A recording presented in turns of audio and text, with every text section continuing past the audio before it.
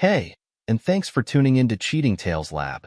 We've got another awesome story for you, and we hope you enjoy every moment.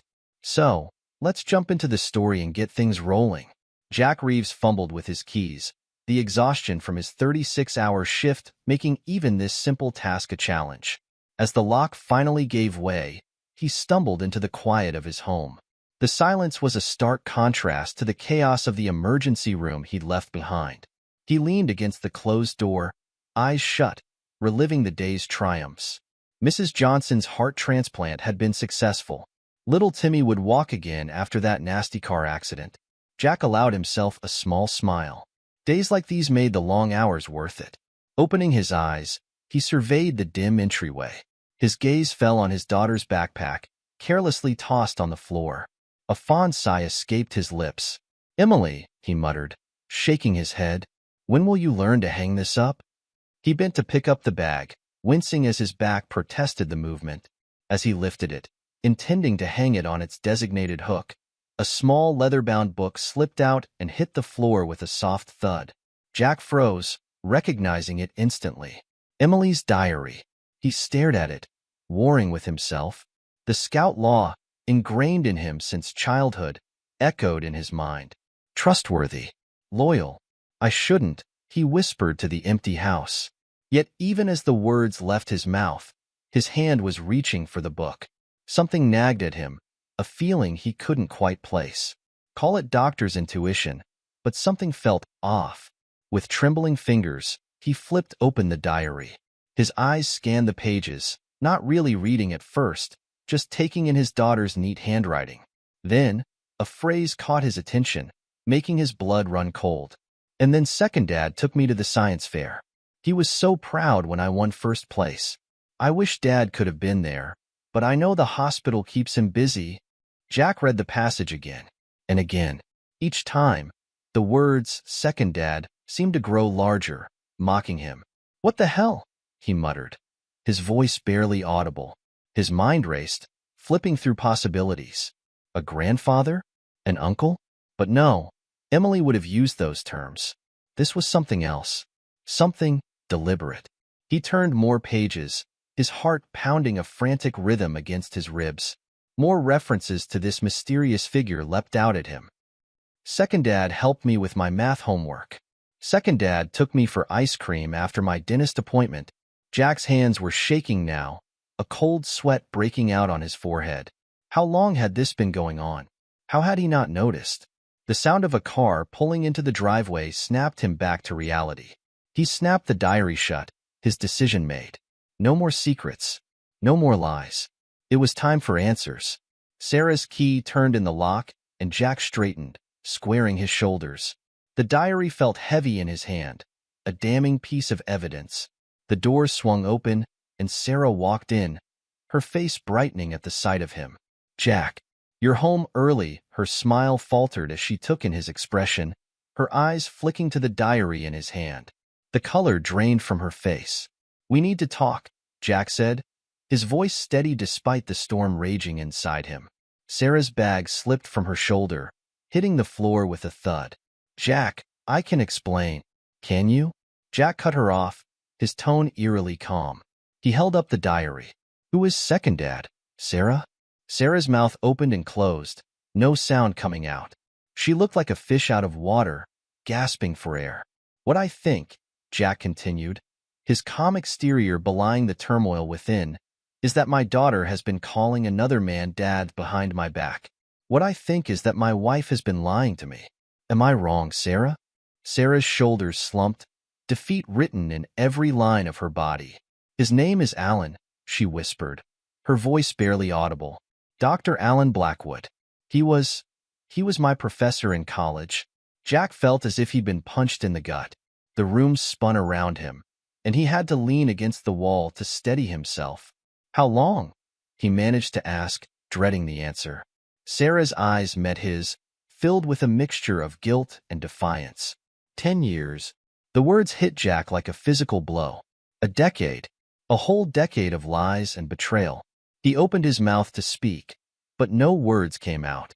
What could he possibly say in the face of such a betrayal? Sarah took a step toward him, her hand outstretched. Jack, please, let me explain. It's not what you think. Jack jerked away from her touch as if it burned. Not what I think, he spat, his calm finally cracking. What exactly am I supposed to think, Sarah? That you've been having an innocent tea party with your old professor for the last 10 years?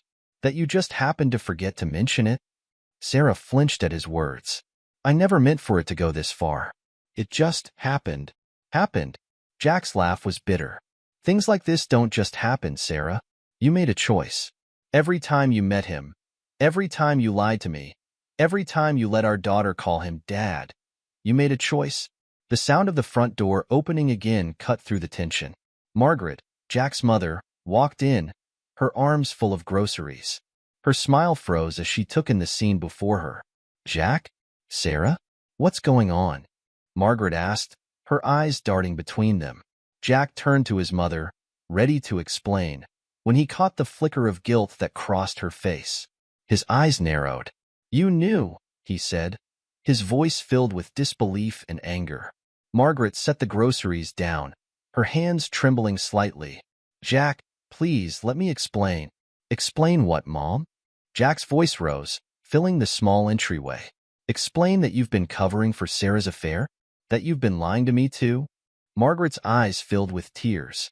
She nodded, unable to speak. Jack's laugh was hollow, devoid of any humor. How long have you known? I found out a few years ago, Margaret admitted, her voice barely above a whisper. I kept quiet to protect the family. I thought if I ignored it, it might go away. Jack shook his head, disgust evident in his expression. Protect the family? By lying to me? By letting my daughter call another man Dad? Sarah stepped forward, reaching out to Jack again. Please, Jack, let's talk about this. I know I've made mistakes, but we can work through this. For Emily's sake, if nothing else. Jack jerked away from her touch once more. Mistakes? A decade-long affair isn't a mistake, Sarah. It's a choice. A choice you made every single day for 10 years. He turned to Margaret. And you're supposed to be my mother. How could you keep this from me? Margaret's tears were flowing freely now. I'm so sorry, Jack. I thought I was doing the right thing. I didn't want to see our family torn apart. Well, congratulations, Mom, Jack said bitterly. You've succeeded spectacularly. Our family isn't torn apart. It's obliterated.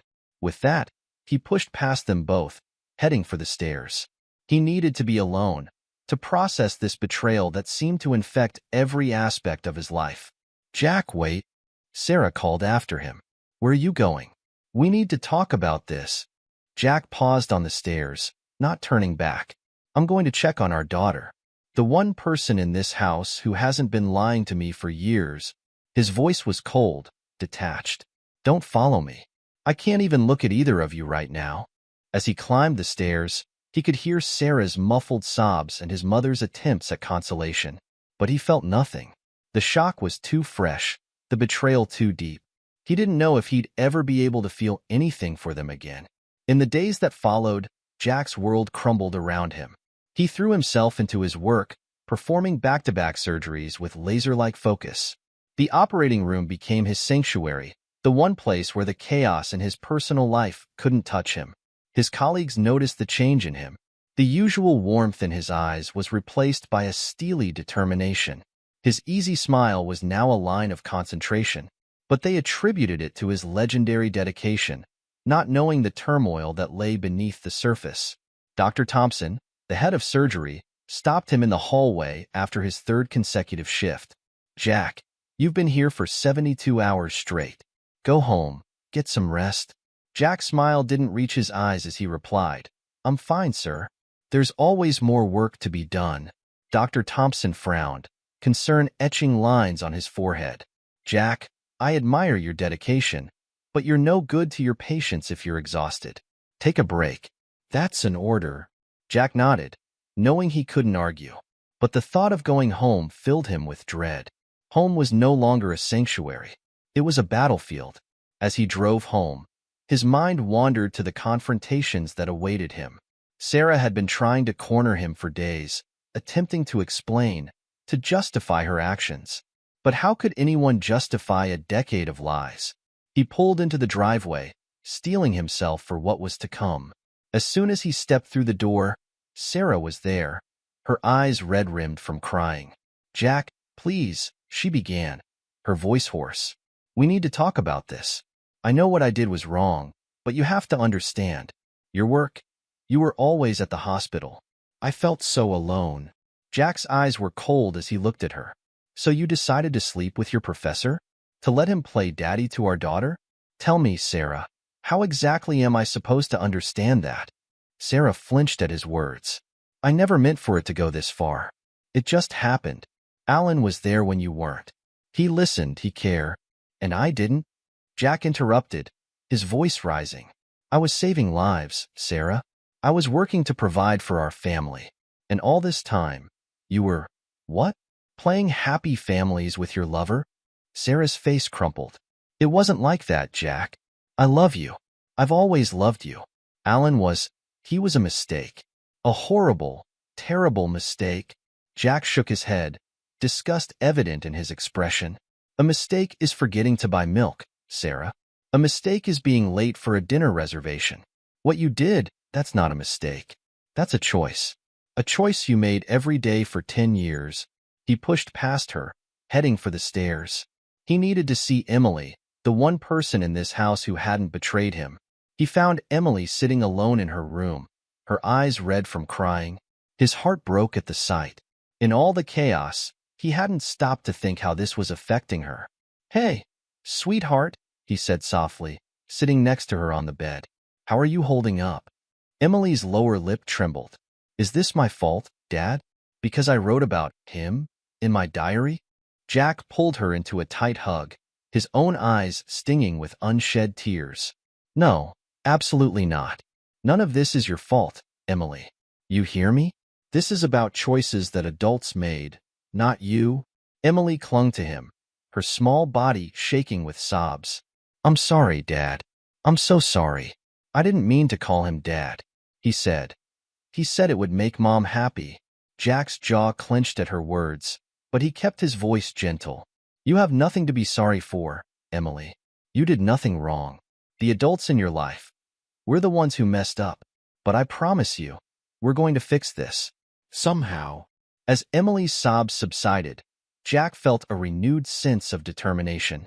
He would get through this, for her sake if nothing else. He might not know what the future held, but he knew one thing for certain. He would do whatever it took to protect his daughter from the fallout of this betrayal. That evening, as Jack sat in his study, trying to make sense of the chaos his life had become, his phone rang. He didn't recognize the number, but something told him to answer. "Hello? Jack? This is Alan Blackwood." Jack's grip on the phone tightened, his knuckles turning white. The voice on the other end was smooth, almost condescending. It took every ounce of Jack's self-control not to hang up immediately. "What do you want?" he managed to grit out. "I think it's time we discuss this situation like gentlemen, don't you?" Blackwood's tone was infuriatingly calm, as if they were discussing nothing more consequential than the weather. Jack's jaw clenched so hard he thought his teeth might crack. "Fine," he spat out. "Name the time and place." As he hung up, Jack's mind was already formulating a plan. This wasn't over. Not by a long shot.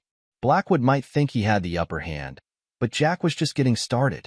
He would protect his daughter, salvage what was left of his family, and make sure Blackwood paid for his part in this betrayal. The road ahead was uncertain, filled with challenges he never thought he'd have to face. But Jack Reeves was no stranger to adversity. He'd fought to save lives in the operating room, against impossible odds. Now, he would fight for his family, for his daughter, for his very sense of self. As he looked out the window at the setting sun, Jack felt a strange calm settle over him.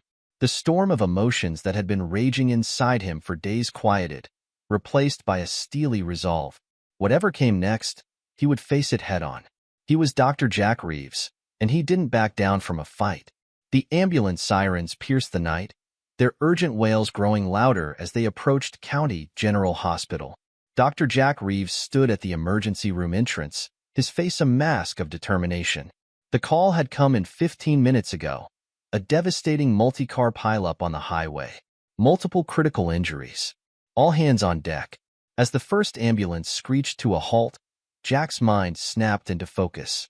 The chaos of his personal life faded into the background. Here, in this moment, he was Dr. Reeves, trauma surgeon. Nothing else mattered. What have we got? Jack barked as the EMTs rushed the first stretcher towards him. Male, mid-30s, severe head trauma and possible internal bleeding. One of the EMTs rattled off. BP's dropping fast. Jack's hands were already moving, assessing the patient as they wheeled him inside. Get him 2 or 3. Page Dr. Sanderson for neuroconsult. Move. For the next several hours, Jack was a whirlwind of activity. He moved from one critical patient to another, barking orders, performing intricate surgeries, making split-second decisions that meant the difference between life and death. In or two, elbow deep in a patient's chest cavity, Jack felt a bead of sweat trickle down his forehead. Suction, he commanded, his voice steady despite the tension in the room. We've got a bleeder here. As he worked to repair the torn aorta, Jack's mind flashed briefly to Sarah, to the betrayal that had shattered his world. He pushed the thought away, focusing on the task at hand. He couldn't save his marriage, but he could save this life. Hours blended together as Jack moved from one emergency to the next. He was vaguely aware of the nurses murmuring in awe at his stamina, his laser-like focus. Let them talk. This was what he was born to do. As the crisis began to subside, Jack stepped out of the OR, peeling off his bloody gloves. He rolled his shoulders, feeling the ache of exhaustion setting in. But there was no time to rest. More patients needed him. He was heading towards the next, or when he spotted a familiar figure in the hallway. His steps faltered as he recognized Dr. Alan Blackwood, the man who had been playing second dad to his daughter for years. Blackwood was standing with another doctor, engaged in what appeared to be a casual conversation, as if he hadn't torn apart a family, as if he had every right to be here. Their eyes met across the bustling ER. Blackwood's lips curled into a smirk, a look of smug superiority that made Jack's blood boil.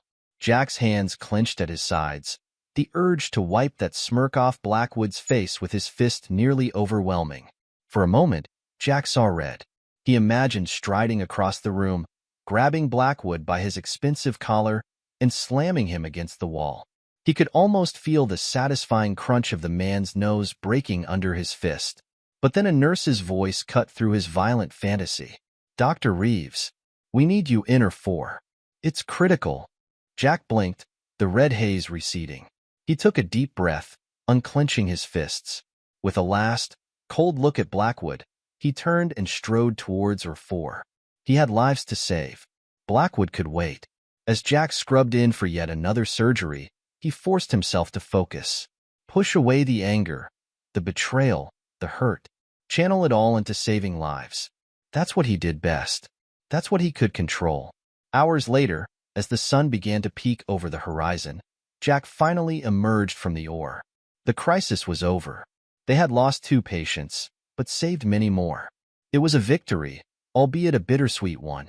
As he headed towards the locker room, dead on his feet, a voice called out to him. Dr. Reeves? A word, please. Jack turned to see Dr. Harrison, the hospital administrator, beckoning him into his office. With a weary nod, Jack followed him in. Remarkable work tonight, Jack, Dr. Harrison began, his tone grave despite the praise. You saved a lot of lives. Just doing my job, Jack replied, too tired for false modesty. About that, Dr. Harrison continued, his expression turning grim. I'm afraid I have some bad news. The board has decided that due to budget cuts, we need to eliminate one senior surgeon position. Jack felt a cold weight settle in his stomach. After everything he'd been through, after the hell of the past few days, now this? I see, he said, his voice carefully neutral. And I suppose I'm on the chopping block? Dr. Harrison spread his hands in a helpless gesture. Nothing's been decided yet, but I wanted to give you a heads up. The board will be reviewing all senior staff over the next week. I suggest you prepare to defend your position. Jack nodded, his mind already racing. He'd have to fight to keep his job, all while his personal life was in shambles. But he was Dr. Jack Reeves. He didn't back down from a fight. "Thank you for letting me know," he said, standing up. "If there's nothing else?" As he left Dr. Harrison's office, Jack's exhaustion was tinged with a new determination. He'd been backed into a corner, both personally and professionally. But he wasn't going down without a fight. Not by a long shot. The park was quiet in the early evening, the fading sunlight casting long shadows across the carefully manicured lawns. Jack Reeves sat on a bench, his posture rigid, eyes scanning the path. He checked his watch for the third time in as many minutes. Blackwood was late. Typical. As if summoned by Jack's impatience, a figure appeared on the path. Dr. Alan Blackwood strolled towards the bench, his silver hair catching the last rays of sunlight. His walk was unhurried, almost leisurely, as if he were out for an evening constitutional rather than a confrontation. Jack's jaw clenched as Blackwood approached. The man's casual demeanor, his air of smug superiority, made Jack's blood boil. But he forced himself to remain seated, to maintain his outward calm. He wouldn't give Blackwood the satisfaction of seeing him lose control. "Jack, my boy," Blackwood said as he reached the bench, his tone infuriatingly patronizing. "So good of you to meet me here. Lovely evening, isn't it?" Jack didn't respond, merely gestured for Blackwood to sit. The older man lowered himself onto the bench, arranging his expensive coat around him with fastidious care.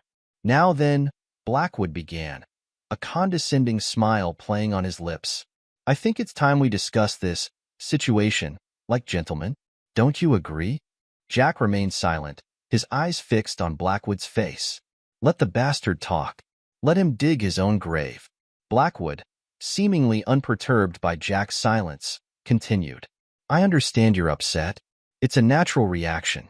But I think, if you look at this objectively, you'll see that there's a way for all of us to benefit from this situation." Jack's eyebrow raised slightly, the only outward sign of his incredulity. Benefit?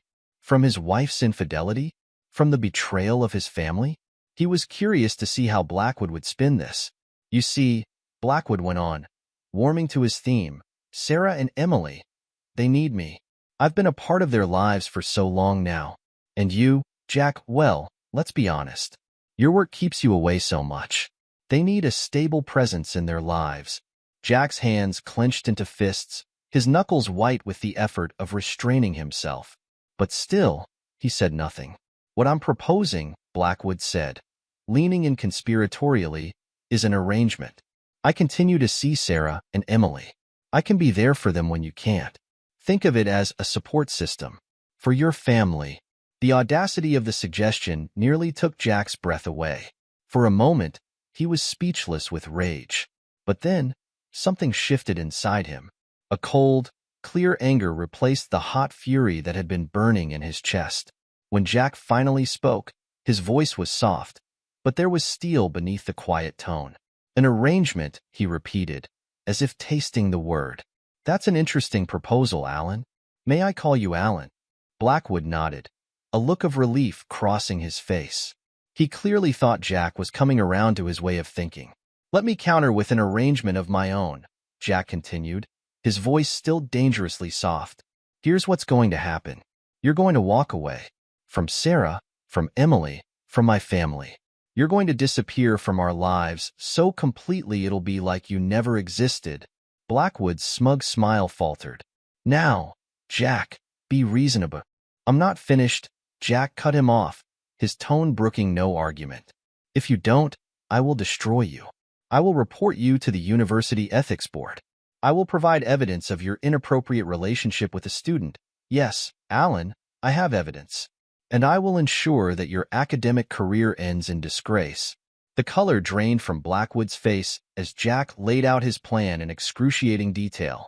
The older man's arrogance crumbled, replaced by a look of dawning horror as he realized the precariousness of his position. "You can't," Blackwood began, but Jack cut him off again. "I can, and I will, unless you do exactly as I say." Blackwood's mouth opened and closed, no sound coming out. He looked like a fish out of water, gasping for air. But what about Sarah? What about Emily?" Blackwood finally managed to sputter. "They need me." Jack stood up, looming over the seated man. What they need, he said, his voice cold, is for you to disappear. You've done enough damage. It's time for you to go. With that, Jack turned and walked away, leaving Blackwood sputtering threats and pleas behind him. He didn't look back. He didn't need to. He knew he'd won this round. As he strode out of the park, Jack felt a weight lift from his shoulders. For the first time since discovering Sarah's betrayal, he felt in control. Blackwood had thought he held all the cards, but Jack had just shown him how wrong he was. Now, it was time to turn his attention to the next battle. His job at the hospital was on the line, and he'd be damned if he was going to lose that too. With renewed determination, Jack headed home to prepare for the fight ahead. The conference room was silent as Jack Reeves stepped up to the podium. The review board members sat in a semicircle before him, their faces impassive. Jack could feel the weight of their scrutiny, the unspoken pressure of what was at stake. He took a deep breath, centering himself. He'd spent the last week preparing for this moment, poring over hospital records, analyzing efficiency reports, crafting a plan that would not only save his job but revolutionize the ER. Ladies and gentlemen of the board, Jack began, his voice steady and confident. I stand before you today not just to defend my position, but to present a vision for the future of our emergency room. As Jack launched into his presentation, he could see the board members' expressions shift from polite interest to genuine engagement. He laid out his comprehensive plan to improve ER efficiency and reduce costs, his words painting a picture of a streamlined, cutting-edge emergency department that would set new standards in patient care. By implementing these changes, Jack continued, clicking through his meticulously prepared slides, we can reduce wait times by 30%, increase patient satisfaction by 25%, and most importantly, save more lives. He saw Dr. Harrison, the hospital administrator, lean forward, his brow furrowed in concentration. The other board members were scribbling notes, nodding along with Jack's points. As Jack neared the end of his presentation, he felt a surge of confidence. He'd given them something to think about, something that went beyond simply justifying his own position. He was offering them a way to transform the entire emergency department. In conclusion, Jack said, his voice ringing with conviction, I believe that by adopting these measures, we can not only weather the current budget crisis but emerge stronger, more efficient, and better equipped to serve our community. Thank you. As Jack finished speaking, a murmur of discussion broke out among the board members. Dr. Harrison opened his mouth, presumably to begin the questioning phase of the review, when suddenly, a shrill alarm cut through the air. Code blue in the ER. A voice announced over the intercom. Code blue in the ER. Without hesitation, Jack turned to the board. I apologize, but I'm needed downstairs. Lives are at stake. Before anyone could object, Jack was out the door, racing towards the emergency room. As he ran, he could hear footsteps behind him. The board members were following. Jack burst into the ER to find chaos. A patient on a gurney was convulsing, surrounded by frantic nurses. What's the situation? Jack barked, already moving towards the patient. Male, 50s, cardiac arrest, a nurse reported. We've been doing CPR for 10 minutes. No response. Jack's mind kicked into high gear, assessing the situation in seconds. Get me the defibrillator, he ordered, already starting chest compressions. Push one of AP. As he worked, Jack was vaguely aware of the board members watching from the doorway, but his focus was entirely on the patient. Nothing else mattered. Clear. Jack called, applying the defibrillator paddles. The patient's body jerked with the shock, but the heart monitor continued its ominous flat line. Again, Jack commanded, resuming compressions. Come on, don't give up on me now. Minutes ticked by, feeling like hours. Jack's arms ached from the constant compressions, sweat beading on his forehead. But he didn't stop. He couldn't stop. Clear, he called again, delivering another shock. For a moment, nothing happened. Then, miraculously, a beep. Then another. The heart monitor sprang to life, showing a weak but steady rhythm. We've got a pulse, Jack announced, his voice hoarse with exertion and relief. Get him to the ICU, Stat. As the nurses wheeled the patient away, Jack finally allowed himself to breathe. He turned to find the entire review board staring at him, their expressions a mix of awe and respect. Dr. Harrison stepped forward, a smile breaking across his usually stern face. "Dr. Reeves," he said, "I think we've seen all we need to see. Your position is safe. In fact, if you're amenable, we'd like to offer you the position of head of emergency surgery." Jack blinked, the words taking a moment to register through his post-adrenaline haze. Thank you, sir," he managed to say. "I'd be honored." As the news spread through the hospital, Jack found himself surrounded by congratulating colleagues. Nurses patted him on the back. Fellow doctors shook his hand. In that moment, Jack felt a surge of pride and accomplishment that he hadn't experienced in a long time. But even as he accepted the congratulations, a part of Jack's mind was already moving forward. He had secured his professional future, yes, but there was still work to be done. His personal life was still in shambles, and he had no intention of letting Blackwood or Sarah off the hook. As he headed to his office to change out of his sweat-soaked scrubs, Jack's mind was already formulating his next move. He had won this battle, but the war was far from over, and Jack Reeves was just getting started. Jack Reeves sat in his dimly lit study, surrounded by stacks of papers and file folders.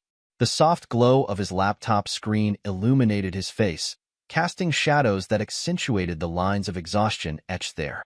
He rubbed his eyes, bleary from hours of poring over financial records and emails. It had been 3 weeks since his confrontation with Blackwood in the park. 3 weeks of sleepless nights and caffeine-fueled days. But Jack was nothing if not methodical. He would build his case brick by brick, leaving no stone unturned. He reached for his phone, dialing a number he'd come to know by heart. Daniel's Investigations, a gruff voice answered on the second ring. "It's Reeves," Jack said, his voice low. "Any updates?"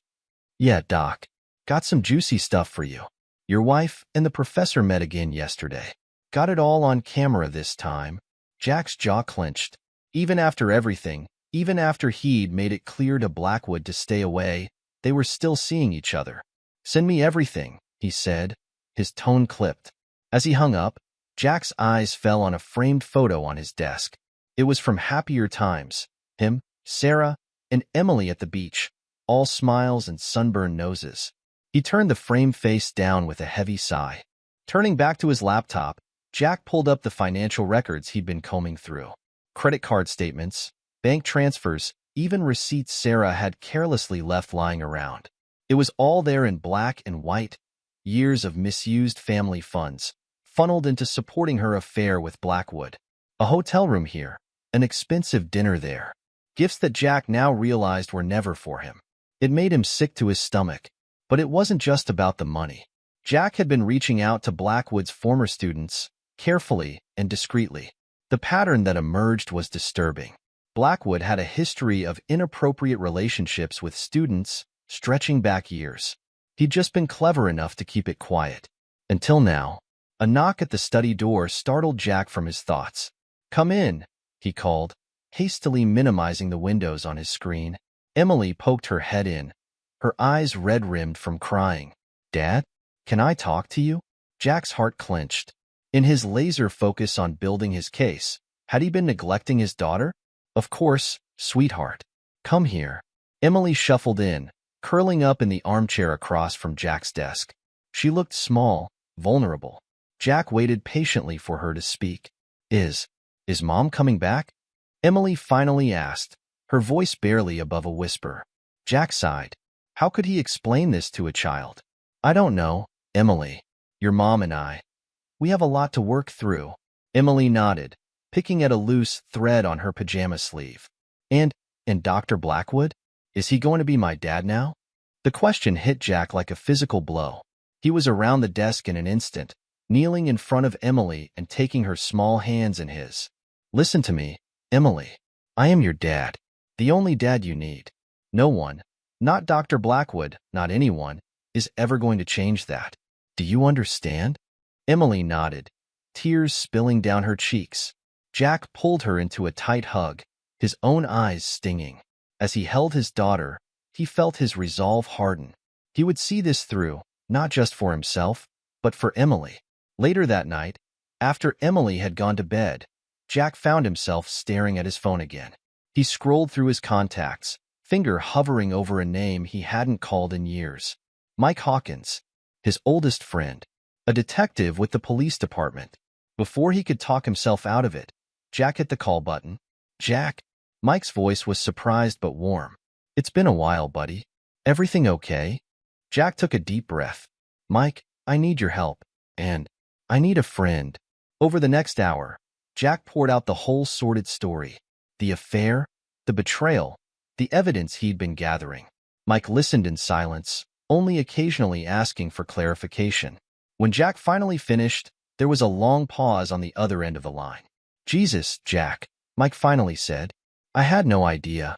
Why didn't you call me sooner? I don't know, Jack admitted. Pride, maybe. Shame. I needed to handle it on my own. Well, you're not alone anymore, Mike said firmly. Listen, what you're doing, building this case, it's smart, but you need to be careful. This Blackwood guy sounds like a real piece of work, and if he's as connected as you say, he could be dangerous. Jack nodded, even though Mike couldn't see him. I know. That's why I called you. I need advice, Mike.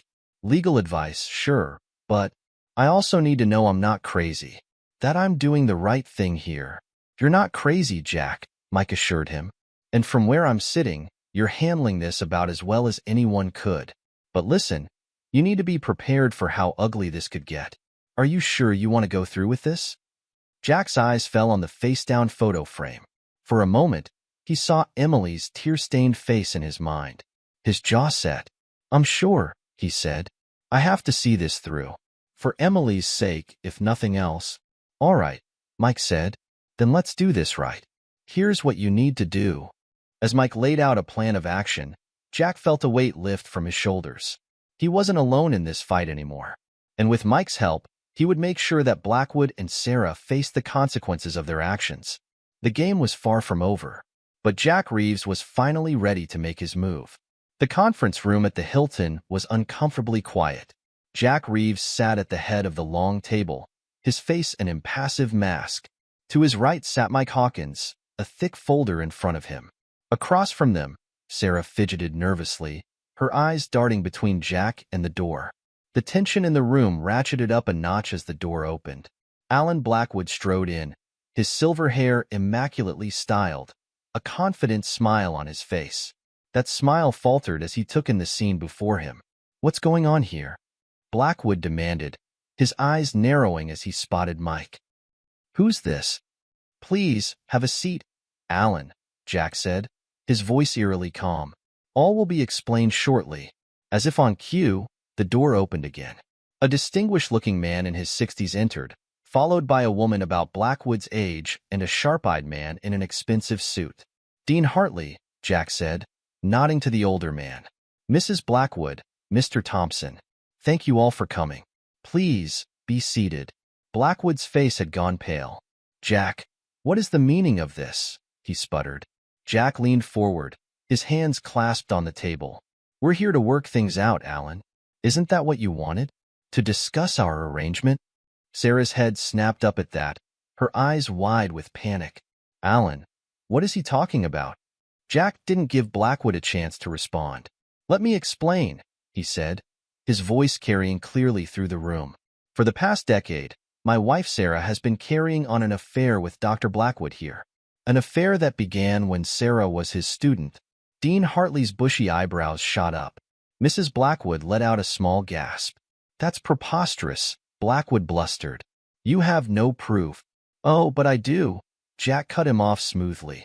He nodded to Mike, who began laying out photos on the table.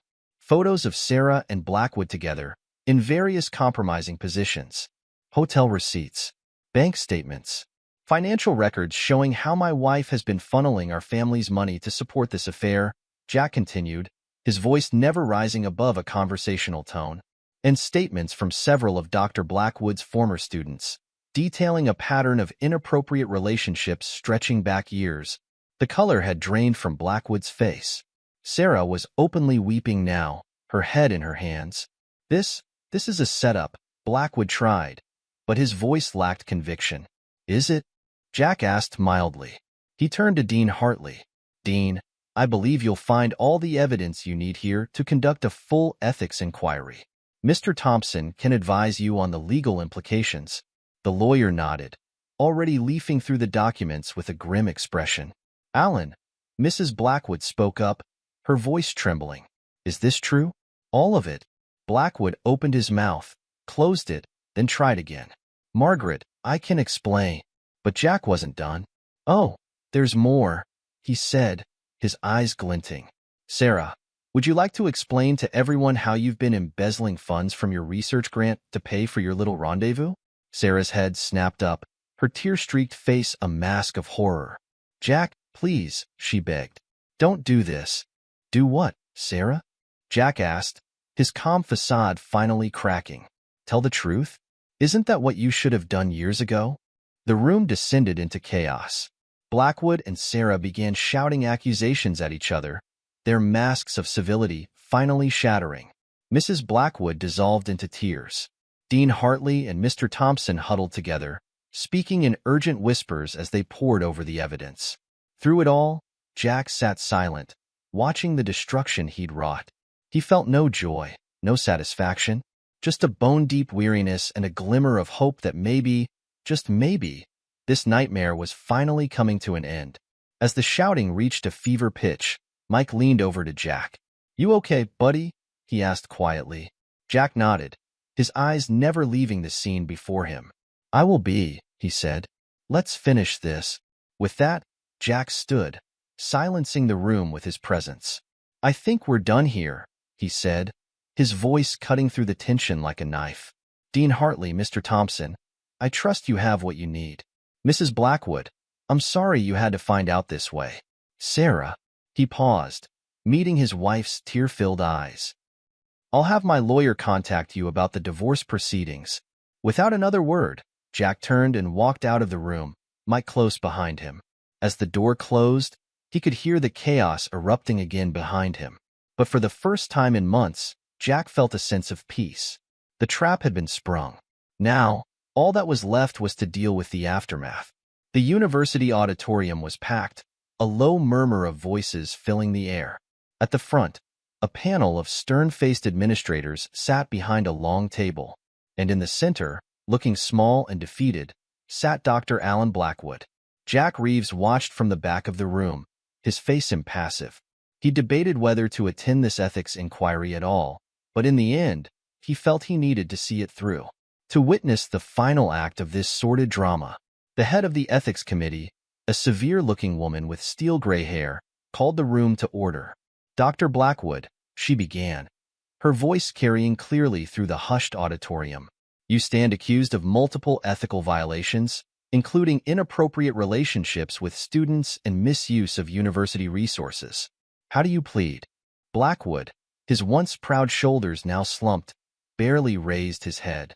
I cannot deny the charges, he said, his voice barely audible. A collective gasp went through the room. Jack felt a grim satisfaction. Blackwood had finally run out of lies. What followed was a thorough and damning presentation of evidence. Emails, witness statements, financial records. With each new revelation, Blackwood seemed to shrink further into himself. When it was over, the verdict was swift and unequivocal. Blackwood's tenure was revoked. His academic career lay in tatters. As security escorted him from the room, his eyes met Jack's for a brief moment. There was no anger there, no defiance, just a haunted, empty look that almost made Jack pity him. Almost. As Jack left the auditorium, his phone buzzed. A text from Mike. It's done. Sarah's out. Jack allowed himself a small smile. Sarah's own ethics inquiry at her research institute had concluded. Like Blackwood, she'd been found guilty of ethical violations and financial misconduct. Her career as a researcher was over. The next few weeks passed in a blur of legal meetings and court appearances. Jack's lawyer, armed with the mountain of evidence he'd gathered, presented an ironclad case for divorce. Sarah, her fight gone, barely contested it. The final hearing was mercifully brief. As the judge delivered her ruling, Jack felt a weight he'd been carrying for months finally lift from his shoulders. In light of the evidence presented, the judge said, her tone grave, this court grants the petition for divorce. Furthermore, given the extent of Mrs. Reeves' infidelity and financial misconduct, the court awards full custody of the minor child, Emily Reeves, to Dr. Jack Reeves. Sarah let out a choked sob from across the courtroom, but Jack didn't look at her. His thoughts were only of Emily, of the future they would build together. As he left the courthouse, Jack was surprised to find a small crowd of reporters waiting. Word of the scandal had spread, it seemed. "Dr. Reeves," one called out, "how do you feel about the verdict?" Jack paused, considering his words carefully. "I'm grateful that justice has been served," he said finally. "But more than that, I'm looking forward to moving on with my life and focusing on what really matters, my daughter." Another reporter pushed forward. "There are rumors that the hospital wants you to join their ethics committee. Any comment?" Jack blinked, taken aback. This was the first he'd heard of it. But as he thought about it, a slow smile spread across his face. "If that's true," he said, "I'd be honored. After everything that's happened, I think ensuring ethical behavior in our institutions is more important than ever." As the reporters clamored for more, Jack politely excused himself. He had somewhere more important to be. An hour later, Jack stood in the driveway of a modest suburban home, Emily's small hand clasped in his. A sold sign swung gently in the breeze. "Well, what do you think?" Jack asked, looking down at his daughter. "Is this going to be a good new home for us?" Emily looked up at him, a tentative smile on her face. "It's nice," she said, "but it's going to be different, isn't it? Without Mom?" Jack knelt down, bringing himself to Emily's eye level. "It is going to be different," he admitted. "But different doesn't have to mean bad. We're going to make this our home, you and me. And I promise you, Emily, I'm going to be here for you. Always." Emily's smile grew a little stronger. "I know, Dad," she said. Then, unexpectedly, she threw her arms around Jack's neck in a fierce hug. "You're the only dad I need," she whispered. Jack hugged her back just as tightly, feeling the sting of tears in his eyes. For the first time in what felt like forever, he allowed himself to feel a glimmer of hope, of healing. As they broke apart, Jack stood and ruffled Emily's hair. "Come on," he said, fishing the new house keys out of his pocket. "Let's go check out your new room." Hand in hand, father and daughter walked up the path to their new home. Behind them, the sun was setting, painting the sky in vibrant oranges and pinks. It was, Jack thought, a fitting end to this chapter of their lives. And as he opened the door to their new home, Jack Reeves felt ready, at last, to begin writing the next one. This is where our story comes to an end. Share your thoughts in the comment section. Thanks for your time. If you enjoy the story, please subscribe to this channel. Click on the video you see on the screen, and I will see you there.